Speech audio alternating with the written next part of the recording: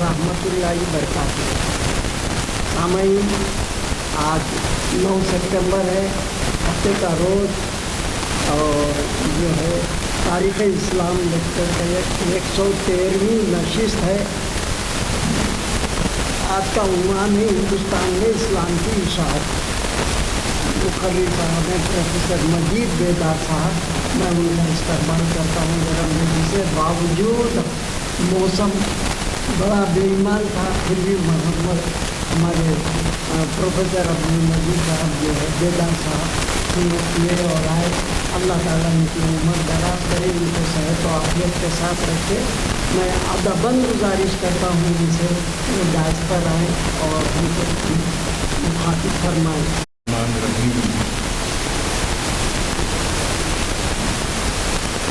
नाज़रीन किराम, अल्लाह ताला का लाख लाख फज़ल है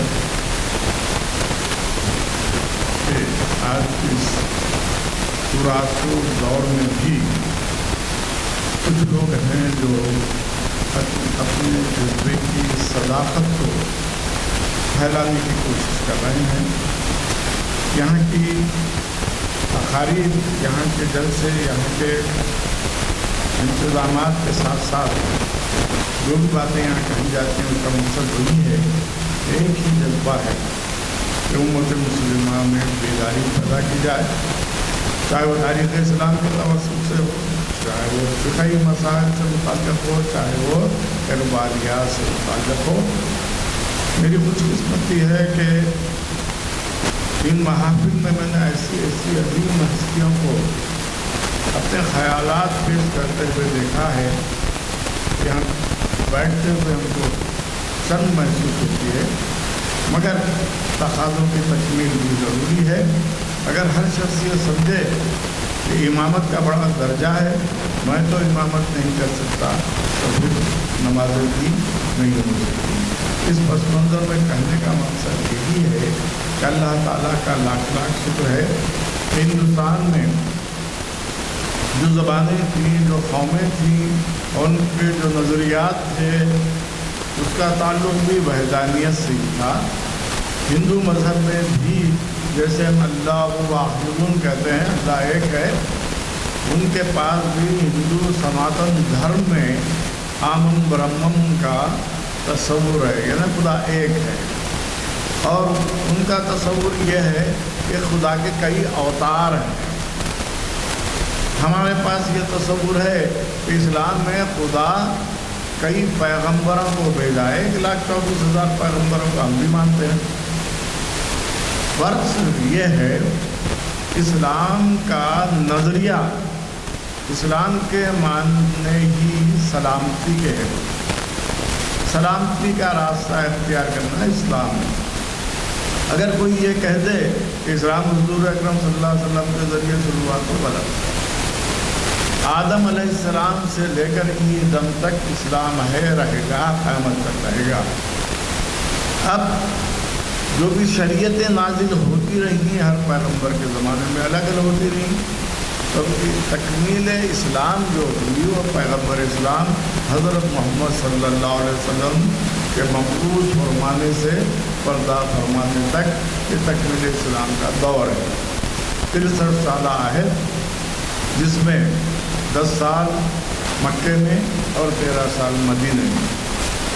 आपने जो तालीमात को आम करने की कोशिश की, तो देखिए आज भी हमको सोचने की ज़रूरत है कि उस वक्त हुज़ूर अकरम सल्लल्लाहु अलैहि वसल्लम उम्मी थे, लिखना पढ़ना नहीं जानते थे, लेकिन सीरत नबी का आप मुताला करें तो पता चलेगा कि वो उम्मी लक़ब जिसने मक्के और मदीने में ज़िंदगी गुजारी, दुनिया के मारूफ बादशाह और उमरा जो थे उनको इस्लाम की दावत देने के लिए खुतूत लिखे, वो खुतूत मौजूद हैं।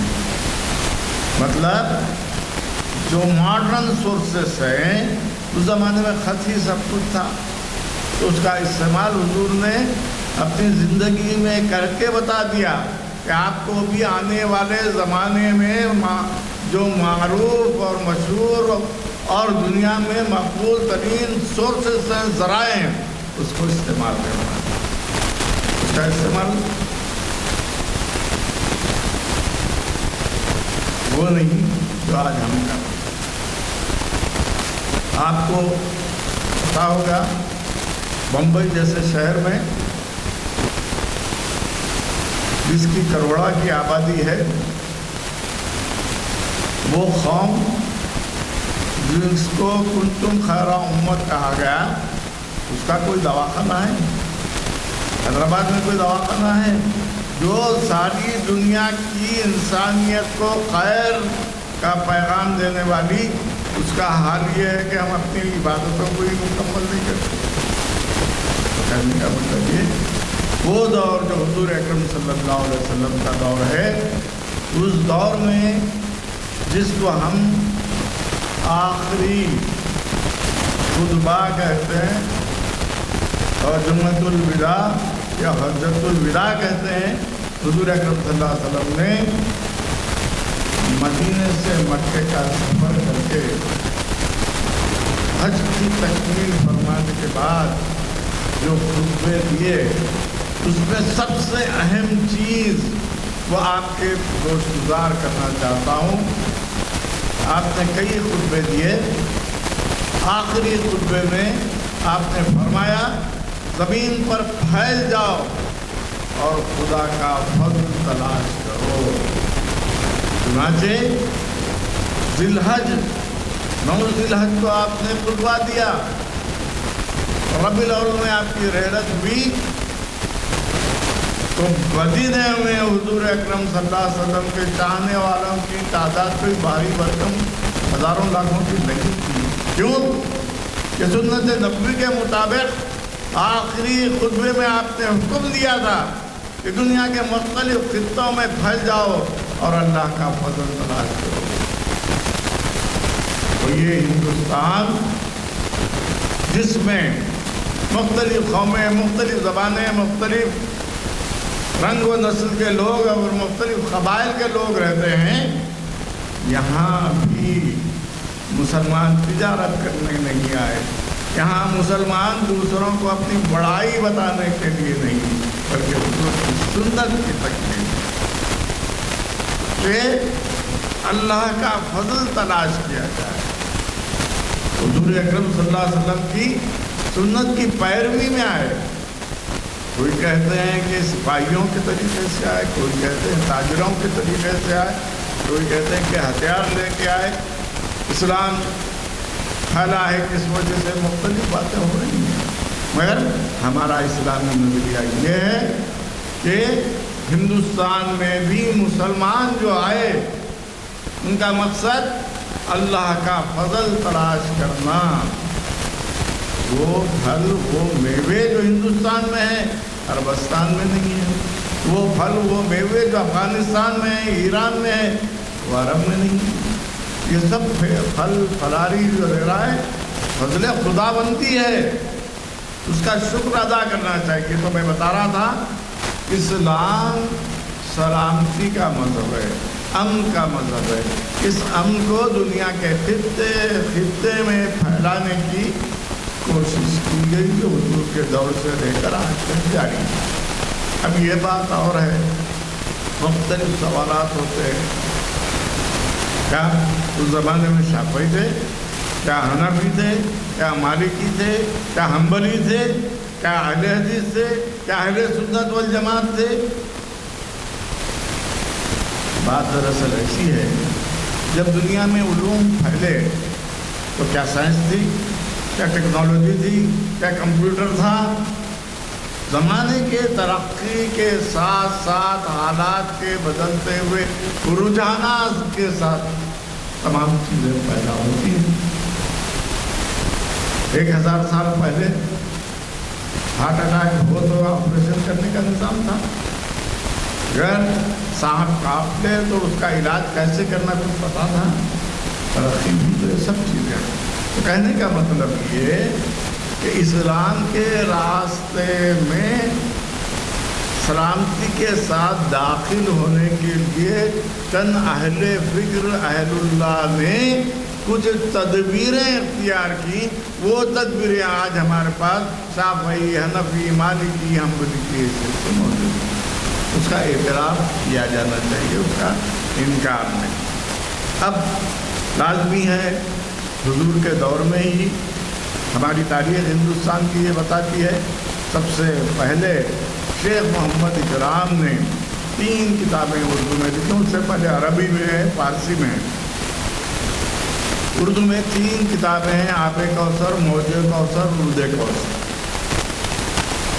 اب لازمی ہے آپ فارسی تراکیب ہیں تینوں بھی، آج تو فارسی ترکیب کیا اردو ترکیب سے بے نیاز ہیں۔ آج ہم بچے سے کہیں میں کہ ضعیف العمر کیسا لکھنا، صاف پوچھتا، لکھنے کی تدبیر جو ہے عربی اس سے واقف نہیں۔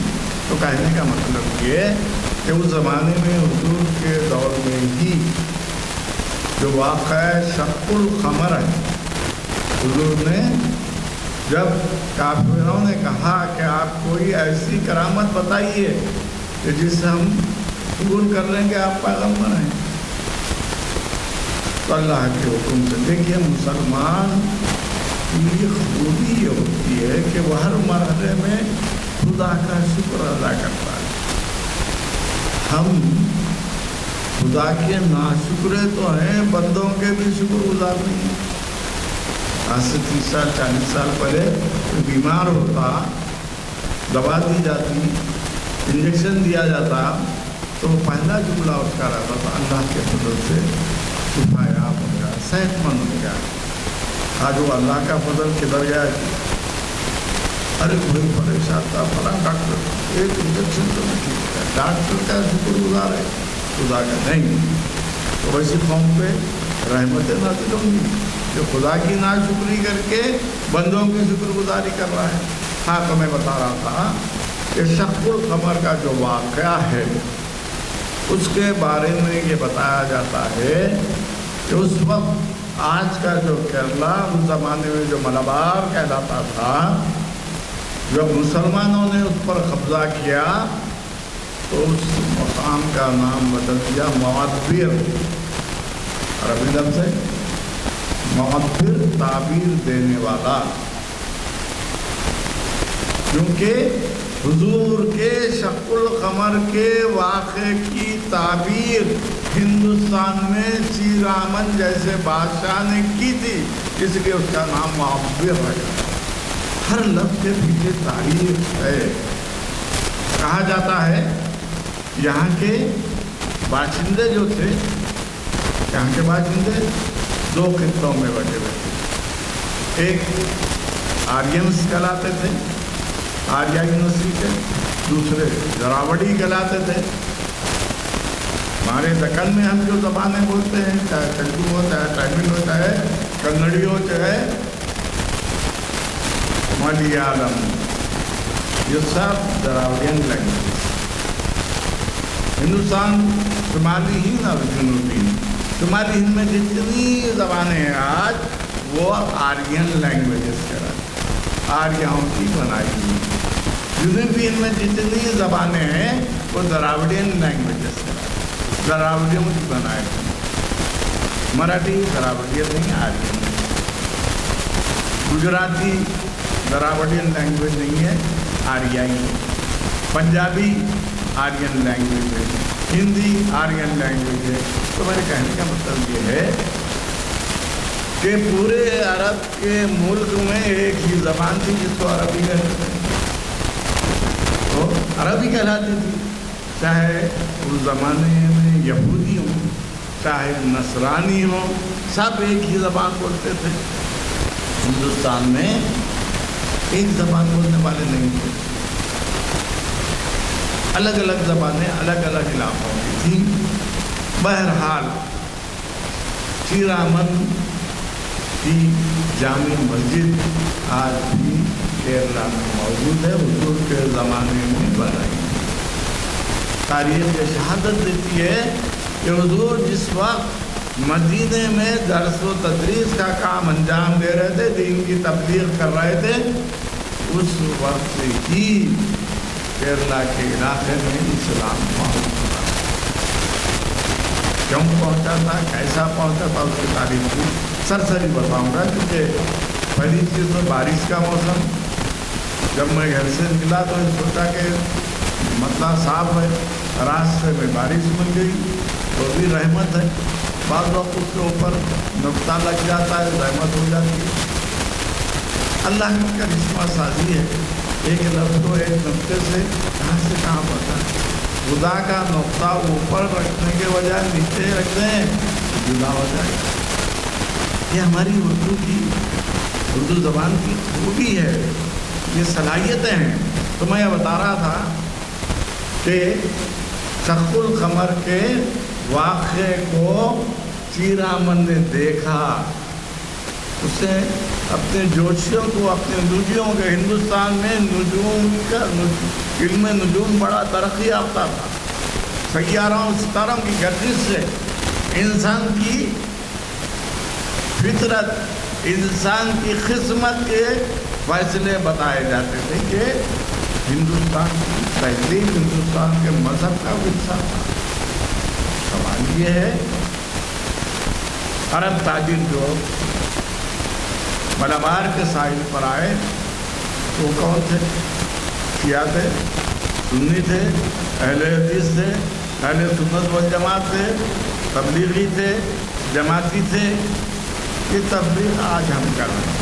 وہ صرف مسلمان تھے, حضور کے کہے پر عمل کرنے والے. اس لیے میں نے پہلے ہی واقعے کی طرف اشارہ کیا کہ آپ نے آخری خطبے کے وقت کہا کہ دنیا میں پھیل جاؤ اور خدا کا فضل تلاش کرو.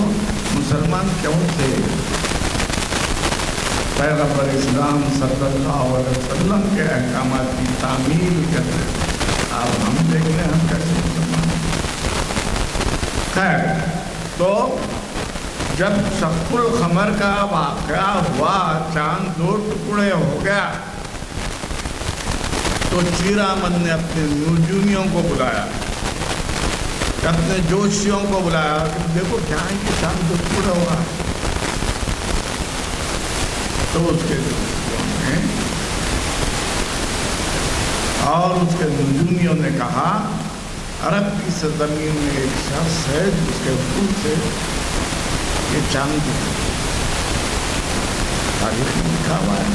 میں نے بتایا اردو تاریخ دیکھنا ہے. ہم جب طالب علم تھے کتابیں دستیاب نہیں. اب یہ تینوں کتابیں بہترین جلد کے ساتھ, آب کوثر, موج کوثر, رود کوثر, 70 روپے میں اویلیبل ہے. ہم اگر ہمارے سیل کی چارجنگ ختم ہو جائے 42 دن کے لیے 600 روپے دے دیتے ہیں. علم حاصل کرنے کے لیے 50 روپے ہمارے پڑتے ہیں. یہ ہماری بے بسی ہے, بدبختی. ہاں, تو میں بتا رہا تھا, تو وہ جوشیوں نے کہا کہ عرب کی سرزمین میں ایک پیغمبر اس کے اشارے سے چاند 2 ٹکڑے ہو گیا. کہا جاتا ہے اس نے اپنے فرزند کو بلایا, اپنے بیٹے کو بلایا. ترجمہ بھی کرنا پڑتا ہے. فرزند بولے تو کیا کہ اماں بابا سب پتہ ہے, ڈیڈ آف مام چل رہا ہے زبان میں. زمانہ تو ایسا آ گیا ہے. گھر جا کے ہم نے آواز دی کہا کہ والد محترم ہے, نہیں ہے کیا واقعہ کہاں جاتے ڈیڈ ہے. ہم اپنے تہذیب کے دائروں کو ختم کر دیا. تو میں یہ بتا رہا تھا کہ جب عرب تاجر تجارت کے لیے وہاں آئے تو اس نے پوچھا تاجروں سے کہ میں نے ایک عجیب کرشمہ دیکھا, چاند کو 2 ٹکڑے ہوتے ہوئے دیکھا, کیا یہ صحیح ہے؟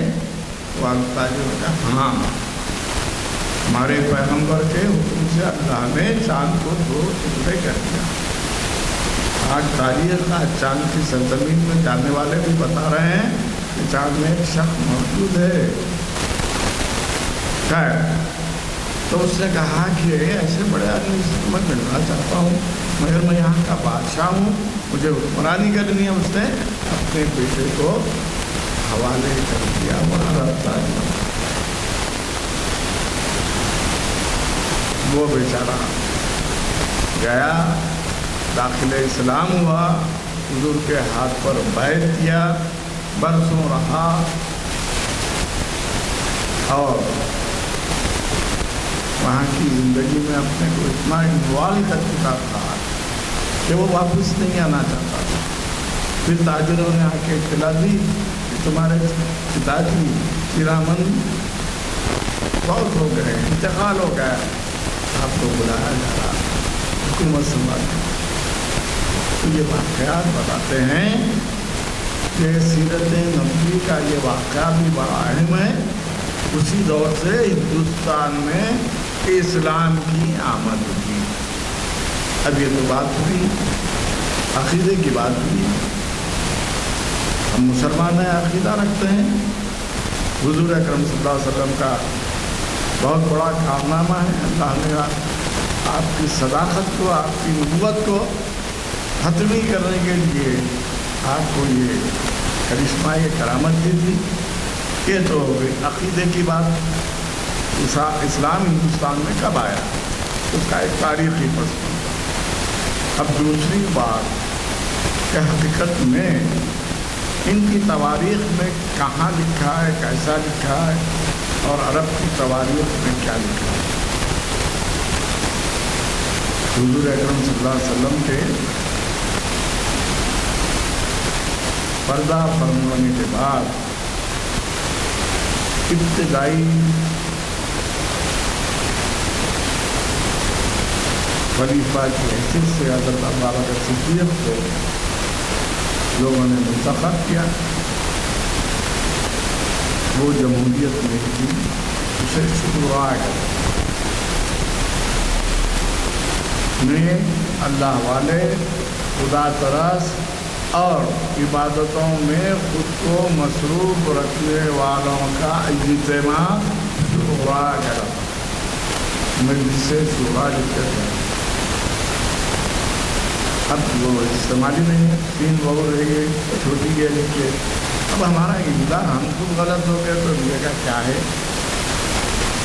تو لازمی ہے کہ آپ ایم اے پی ایچ ڈی کیا ہوا اردو کے بچے کو بولے شورا لکھو، تو وہ یا سے نہیں لکھے گا، کیونکہ اس کا چلن عیسیٰ موسیٰ یہ تو ہم عربی تلفظ ہے۔ تو میں یہ بتا رہا تھا کہ حضرت ابوبکر صدیق کے دور میں بہت کم پہ آپ نے معاشرے کو اسلامی طرز پر زندگی گزارنے کا سلیقہ دیا۔ البتہ دوسرے خلیفہ حضرت عمر فاروق کے دور میں اصلاحات شروع ہوئے اور اسلام دنیا کے خطے خطے میں پہنچ گیا۔ حضور نے تبلیغ کی تھی، حضور نے خطوط لکھ کر دنیا کے بڑے بڑے جو بادشاہ تھے ان کو اسلام میں داخل ہونے کی دعوت دی تھی۔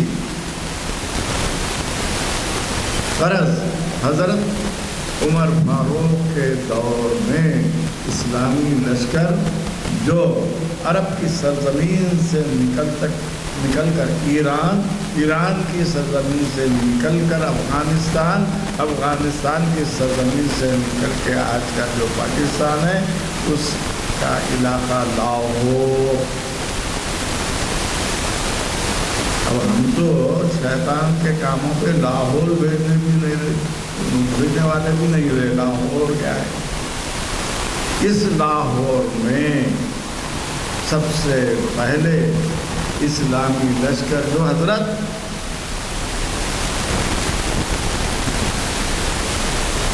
خلیفہ دوم عمر فاروق کا لشکر پہنچ چکا اور آگے بڑھنا چاہتا۔ کسی خاتون نے آ کر شکایت کی، اے امیر المومنین، میرا شوہر 1 سال سے گھر سے باہر ہے، آپ کوئی اصول بنائیے شوہروں پر बीवी बच्चों के, माँ बाप के हुकूक। एक साल तक फौजी जंग में रहेंगे तो घर का क्या हाल होगा। तब आपने वहाँ कानून बनाया और हिंदुस्तान में लाहौर तक जो लश्कर उमर पहुँच चुका था उसको वापस बुला लिया। देखिए इंसानियत और लोगों की जिंदगियों का हुकूक, इसकी कितनी बड़ी अहमियत है। लश्कर को वापस बुला लिया। तारीख में ऐसा कोई वाक़या मिलता ही नहीं। सिकंदर आज़म आया कब्ल मसीह में, हिंदुस्तान को फतह करने के लिए वापस जाएगा। ये पहला तारीख का वाक़या है कि हज़रत उमर बिन खत्ताब के दौर में इस्लामी लश्कर लाहौर तक पहुंच गया था और आपने मना कर दिया कि जो फौजी काफ़ी अरसे से फौजी कारनामे अंजाम दे रहे हैं उनको वापस बुला लो। ये भी इस्लाम की सलामती की राह है कि अपनी फौजों को वापस बुला दिया जाए। बरस ये दूसरी तारीख़ी हकीकत है इस्लाम हिंदुस्तान में कैसे फैला। एक अरबी किताब थी, अरबी नाम तो मुझे याद नहीं, उसका मिस्र के एक अरबी राइटर ने उसका अरबी जो है मतन लिखा था, उसका उर्दू तर्जुमा दुनिया में इस्लाम क्यों कर फैला। इस किताब में ये तमाम शहादतें मौजूद हैं जो मैं आपके सामने पेश कर रहा हूँ। इस्लाम अक़ीदे का नाम नहीं, अमल का नाम। हम पूरे अक़ीदों पे और उस पर इतने बाअमल हो गए कि बेअमल के दायरे में पीछे हो गए। तो मैं बता रहा था हज़रत उमर फारूक के दौर में भी इस्लामी लश्कर यहाँ आ चुका था। कहा जाता है कि हुज़ूर अकरम सल्लल्लाहु अलैहि वसल्लम मस्जिद नबवी में एक दीवार से टेक लगा कर बैठे थे। इसमें कोई हदीस नहीं है, वाक़यात में भी जिक्र है। मैंने जो दो बातें कही, किरामन का और शक़ुल क़मर का, ये वाक़यात में लिखे हुए हैं, ये वाक़या लिखा हुआ नहीं। तो अचानक आपने लोगों से पूछा मेरी पीठ के पीछे कौन सा मुल्क है, तो लोगों ने कहा या रसूल अल्लाह हिंदुस्तान। तो आपने कहा मुझे वहाँ से ठंडी हवा है। इस वाक़े को अल्लामा इक़बाल ने अपने कलाम में लिखा, मीरे अरब को आई ठंडी हवा जहाँ से, मेरा वतन वही है, मेरा वतन वही है। तो इक़बाल ने अपने कलाम में उसको अहमियत दी। तो हुज़ूर अकरम सल्लल्लाहु अलैहि वसल्लम 36 को 28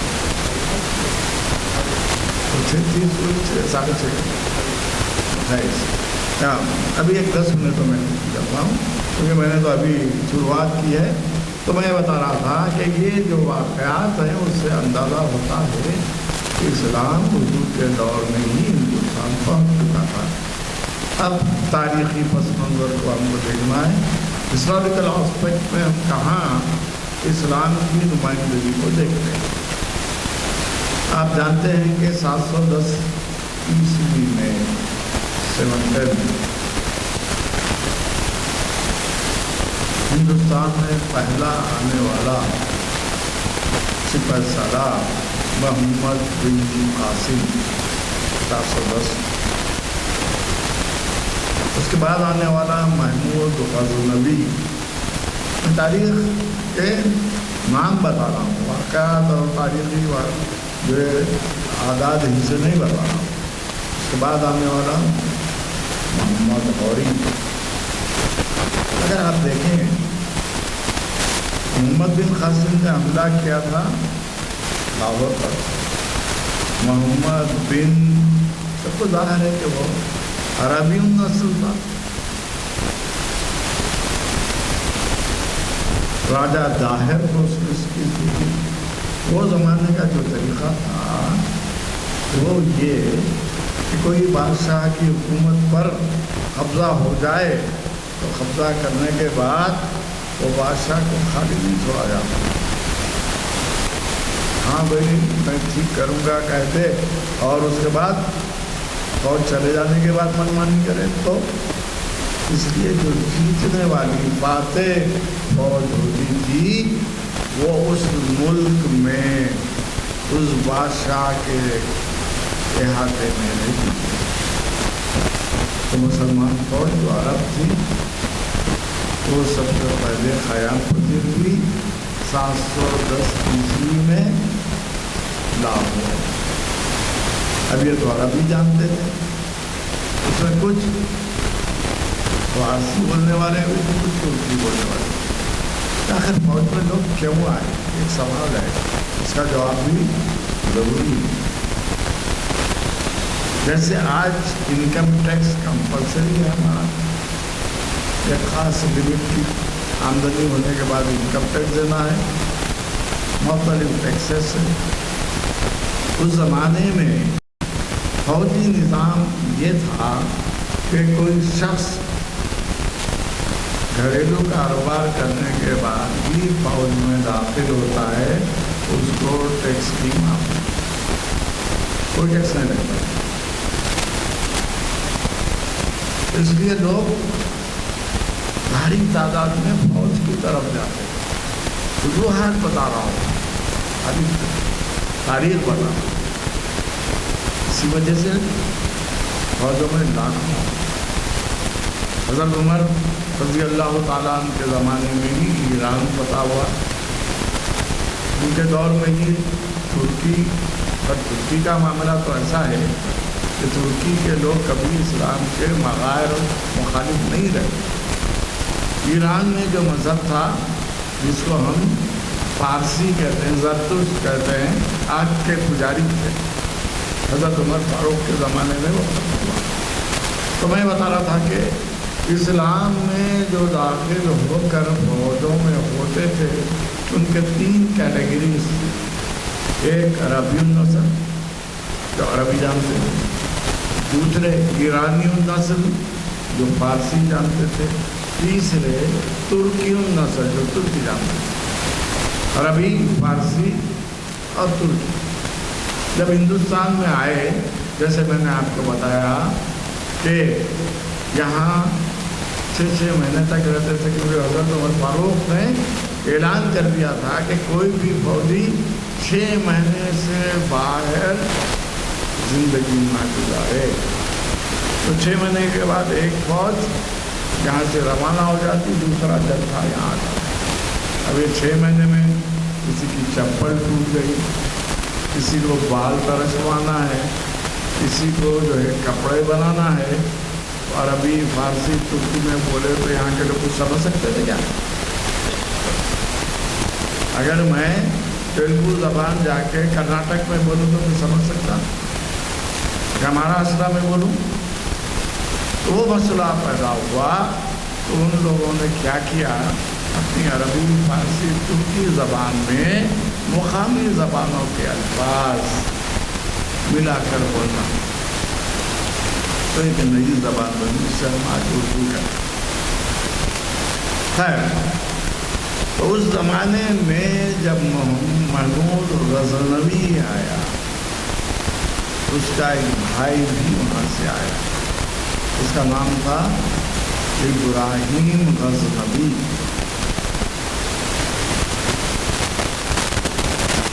لاہور کے پہلے بزرگ داتا گنج, ان کی پہلی کتاب کشف المحجوب تصوف پر لکھی عربی کی کتاب, دنیا کی ہر زبان.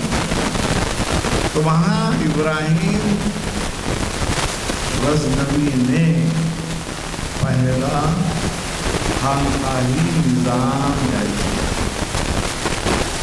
جیسے میں نے بتایا کہ پہلی مسجد آپ کے کیرلا میں, اور 7ویں عیسوی کے بعد پہلی خانقاہ لاہور. جب مسجد تھی تو خانقاہ کی ضرورت کیوں پیش آئی؟ ایک سوال ہے، 2 جملوں میں بتا دوں کہ جو داخل اسلام ہے، طہارت سے واقف ہیں، ان کو مسجد میں جانے کی اجازت ہے، پاکی کی حالت میں، ناپاکی کی حالت میں مسجد میں جانے کی اجازت ہے۔ مقامی جو باشندے تھے، جن کو آپ راوڑی کہیے، آریا کہیے، جو چاہے برہمن کہیے، شودر کہیے، چھتری کہیے، یہ لوگوں کو پاکی کا تصور نہیں ہے، مگر وہ اسلام کی خوبیوں سے آشنا ہو جائے۔ ان کو دین اسلام کیسے رکوع کرنا، کیسے سجدہ کرنا، لا الہ کیسے پڑھنا، کلمہ کیا ہے، سورے کیا ہیں، یہ سکھانے کے لیے مسجد کے بجائے خانقاہ کا حضرت یہ بھی غلط ہے، ارے بھائی مسجد سے تو خانقاہ کا کی ضرورت ہے۔ یہ اعتراضات کی دنیا ہے، تو میں وہ حقیقت بھی بتا رہا ہوں کہ اسلام کے پھیلانے کا مقصد لوگوں کے دلوں میں جگہ بنانا۔ کیا بھائی آج پورے علاقے میں تیلگو ہے، تیلگو اسٹیٹ لینگویج ختم، آپ کچھ بھی کر سکتے کیا؟ مسلمانوں کی زبان عربی تھی، نہ پورے لاہور میں عربی، کیا کر سکتے کیا؟ کبھی مسلمانوں نے اسلام میں مقامی زندگی کو نشٹ ہندی لفظ استعمال برباد نہیں کیا، نیچر سے چھیڑ نہیں کی۔ بابر آیا، سرد خطے سے آیا تھا، یہاں گرمی تھی، ہر طرف باغات لگائے، کیوں؟ کہ نیچر کی حفاظت، کوئی پہاڑ کو توڑا نہیں گیا، یہاں گرمی جو بڑھ رہی ہے اس کی وجوہات بتائی جا رہی ہے، ہم نیچر کو توڑا کر رہے ہیں اور سمجھ رہے ہم ترقی کیا۔ خیر، تو میں بتا رہا تھا کہ پہلی خانقاہ اور خانقاہی نظام جو اہم صوفی لاہور میں جن کا بازار ہے، ان کے ذریعے صوفیانہ مسئلہ شروع ہوا۔ یہ صوفیانہ مسئلہ کیا ہے؟ آج بچے سے مجھے صوفی کہوں تو صوفے پہ بیٹھنے والا صوفی ہوتا ہے، آپ کیا لگا رہے ہیں؟ یہ جو ہے ہم علم سے دور ہیں۔ پہلی آیت یہ کہ اقرا پڑھو، اور ہم پڑھنے سے دور ہیں۔ ہاں، تو میں بتا رہا تھا کہ مسلمان فوجوں کے آنے کی وجہ سے بھی یہاں اسلام آیا۔ دوسرا، صوفیہ کرام اور بزرگان دین کو پھیلانے والے ہندوستان میں جو شخص، بہت اہم بات بتا رہا ہوں، ابن بطوطہ کی اس کی کتاب ہے، عربی میں لکھی ہوئی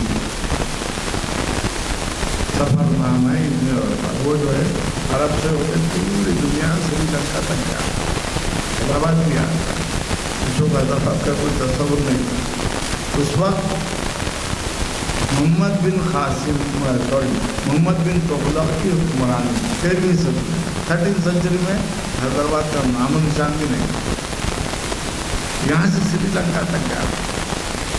اس نے ایک واقعہ لکھا، میں دولت آباد کے پہاڑیوں سے جنگل میں جا رہا ہوں، بھوک عالم، موقع، درندے، جانور، اچانک دیکھا کہ ایک شخص مجھے دکھائی دیا، میں حیرت ہوگا کہ یہ شخص گھنے جنگل میں کیا کھاتا ہوگا، کیا پیتا ہوگا، یہاں کے جانور ہی تو سب۔ اس سے روکا، نہیں روکا، کیا کرنا چاہیے کرو گے، آواز اذان دی،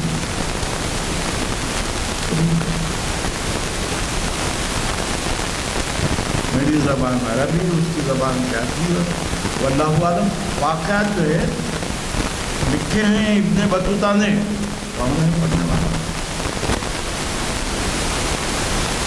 تو اس سے پوچھا کیسا رہتے ہو، کہاں رہتے ہو، کیا رہتے ہو، کون ہو تم، ہندو ہو، مسلمان ہو، کون ہو؟ کوئی جواب اس نے نہیں دیا. کیسا رہتے ہو؟ اشارے سے پوچھا. اس نے انگلی اٹھائی.